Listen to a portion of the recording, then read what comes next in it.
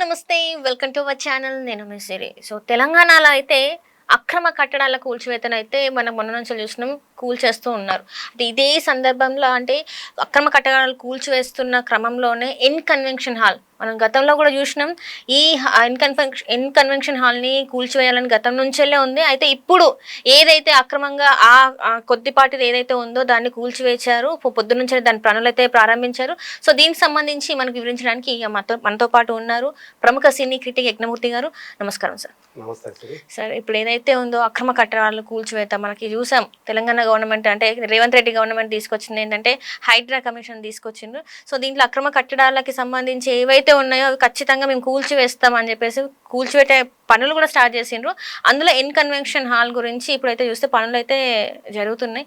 ఏందంటారు మరి ఇప్పుడు నిజంగానే అందరి అది చిన్న పెద్ద లేకుండా ఎవరైనా కూడా కూల్చేస్తారా మరి? ఈరోజు మార్నింగ్ న్యూస్ ఏదైతే వచ్చిందో కన్వెన్షన్ కూల్చివేత ప్రారంభించినటువంటి హైడ్రా అధికారులు అని చెప్పి అందరూ కూడా చాలా మంది షాక్ అయ్యారు. సో కొంతకాలంగా వినిపిస్తూ ఉంది దాని మీద చర్యలు తీసుకునే అవకాశం ఉందని.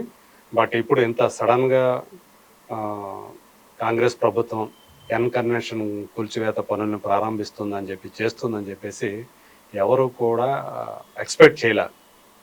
పైగా ఏంటంటే నోటీసులు కూడా ఏమి ఇవ్వలేదు.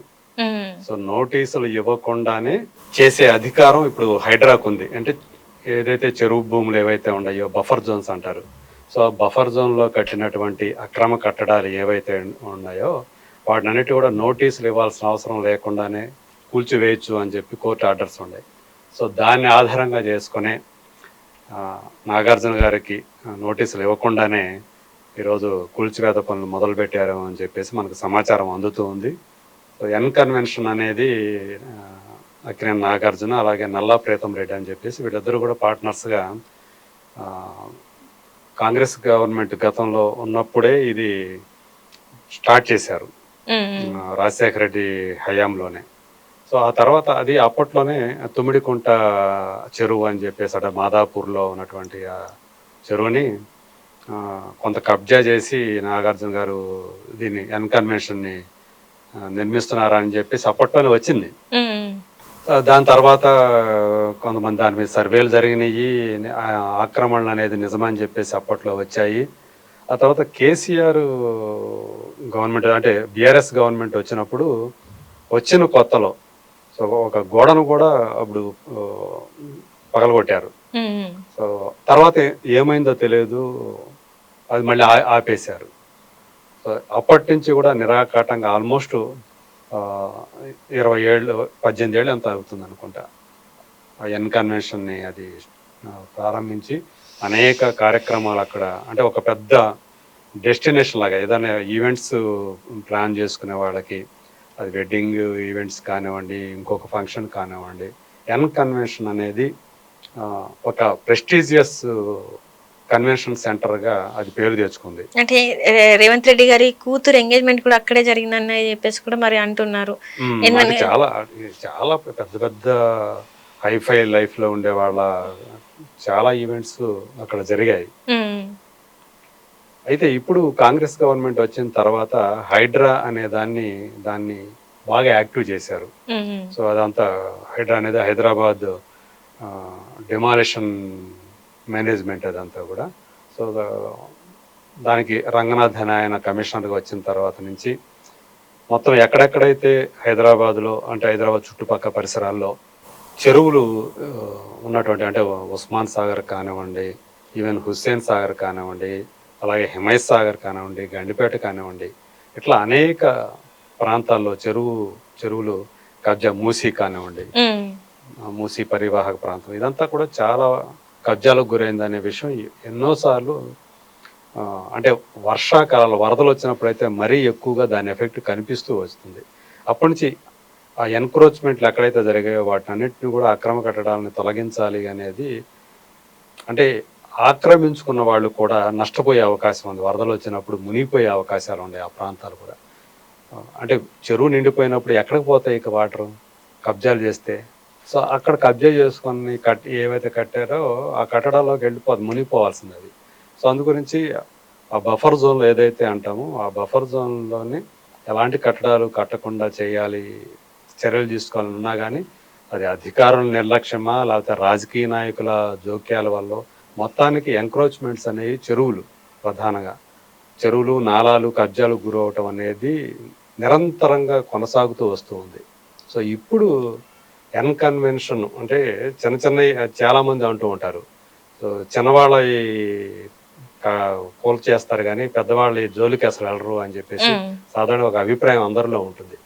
సో ఇప్పుడు ఒక డేర్ స్టెప్ తీసుకొని కాంగ్రెస్ ప్రభుత్వం రేవంత్ రెడ్డి హయాంలో సో కన్వెన్షన్ వచ్చి అధికారంలోకి వచ్చి 7-8 నెలలే అంతే కాంగ్రెస్ ప్రభుత్వం. సో కన్వెన్షన్ ఏదైతే ఆల్మోస్ట్ 3 acres ఆయన మొత్తం 10 acres ల్యాండ్ అది కన్వెన్షన్ ఇప్పుడు ఏదైతే ఉందో అది అందులో ఆయన కొనుగోలు చేసిన వాళ్ళు 7 ఎకరాలే, మిగతా 3 ఎకరాలని ఈ తుమిడికుంట చెరువుని కబ్జా చేశారు. అందులో ఫుల్ ట్యాంక్ లెవెల్ ఏదైతే ఒక చెరువు దాని పూర్తి స్థాయి కెపాసిటీ ఏదైతే ఉంటుందో దాన్ని కూడా FTL అంటారు. ఆ FTL కూడా ఫుల్ ట్యాంక్ లెవెల్ కూడా మోర్ దాన్ 1 acre కబ్జా చేశారు. ఇక చెరువు చుట్టూ ఉండే కట్ట చుట్టూ ఉండే బఫర్ జోన్ ఏదైతే ఉందో దాన్ని 2 ఎకరాలు కబ్జా చేశారు. సో అక్కడ కూడా ఎలాంటి కట్టడాలు నిర్మించకూడదు. సో ఇది సర్వేలో తేలినటువంటి విషయం. అంటే మోర్ దాన్ 3 acres 3 ఎకరాల 11 కుండేది అంటే 3.11 acre అంత. సో ఇంత ల్యాండ్ని కబ్జా చేశారు. సో ఇప్పుడు దాన్ని మార్క్ చేసి ఈ మధ్య హైడ్రాకి సంబంధించినటువంటి అధికారులు సర్వే చేపట్టి ఎంతవరకు అయితే ఎన్క్రోచ్మెంట్ గురైందో దాన్ని అంతా మార్కింగ్ చేసి ఈరోజు మొత్తం కూడా చుట్టూ అంటే కన్వెన్షన్ ఏదైతే ఉందో అలాగే తుమ్మిడి కుంట చెరువు దాని చుట్టూ మొత్తం రోడ్లన్నీ కూడా బ్లాక్ చేసేసి ఎవరు రాకుండా బయట వాళ్ళు ఎవరు కూడా రాకుండా సో ఈరోజు మొత్తం మార్క్ చేసినంత వరకు కొలగొట్టడం మొదలుపెట్టారు. సో ఈరోజు అది అయిపోతుందని చెప్పేసి చెప్తూ ఉన్నారు మొత్తం కూల్చేటి వాళ్ళు. దీనివల్ల నాగార్జునకి చాలా నష్టమనే చెప్పాలి. ఎన్నో కోట్లు లాస్ అవుతుంది. సో ఇప్పుడు దాకా ఆయన ఏదైతే దాన్ని ఎంజాయ్ చేస్తూ వచ్చారో కన్వెన్షన్ 3 ఎకరాల స్థలాన్ని కబ్జా చేయడం అంటే చిన్న విషయం కాదు. అది కూడా హైదరాబాద్ లాంటి మహానగరంలో పైగా మాదాపూర్ అనేది ఈ రోజు ఎంత ప్రైమ్ ల్యాండో మనకు తెలుసు, ఎంత కాస్ట్లీ ల్యాండో తెలుసు. సో అది ఇప్పుడు మొత్తం కన్వెన్షన్ ఏదైతే కట్టారో కొన్ని 100 కోట్లు ఉంటుంది దాని ప్రాపర్టీ. సో దాన్ని బట్టి ఇప్పుడు ఈయన కట్టినటువంటి కట్టడాలు ఏదైతే ఉన్నాయో అది కూడా కోట్ల రూపాయలన్నా ఉంటుంది అని చెప్పేసి చెప్తూ ఉన్నారు. సో కూల్చివేసిన దాని తాలూకు నష్టం. సో ఏదేమైనా కానీ అది ఆయన స్వయంగా చేసుకున్నటువంటి విషయమే. సో ఒకప్పుడు ఆయన N3 రియాలిటీ అని చెప్పేసి అదే ప్రీతం రెడ్డితో కలిసి ప్రారంభించినటువంటిది ఇది. అందులో ఈ కన్వెన్షన్ ఒకటైతే గ్రిల్ అనే రెస్టారెంట్స్ కూడా ఆయన ప్రారంభించారు. తర్వాత తీసేశారు అనుకోండి. తర్వాత ఇంకోటి డిస్ట్రిక్ట్ అనే పేరుతోటి ఇంకొకటి కూడా రియల్ ఎస్టేట్ సంబంధించింది కూడా ఆయన అనుకున్నారు. కాకపోతే ఆ 2 ఇప్పుడు ఎగ్జిస్టెన్స్ లో లేవని చెప్తున్నారు. N3లో ఒకటి మాత్రమే ఉంది, ఇప్పుడు కన్వెన్షన్ అనేది మాత్రమే ఉంది. సో ఖచ్చితంగా అంటే ఈ చర్యతోటి కాంగ్రెస్ ప్రభుత్వం అందరికీ కూడా హెచ్చరికలు పంపినట్టు అయింది. అంటే ఎన్క్రోచ్మెంట్లు ఇప్పుడు దాకా చేసిన వాళ్ళు ఇక రేపు చేయబోయే వాళ్ళకు కూడా ఇంకా చూస్తూ ఊరుకోదు గవర్నమెంట్, కాంగ్రెస్ గవర్నమెంట్ అని చెప్పేసి తెలియజేస్తోంది. ఇప్పుడు దాకా అంటే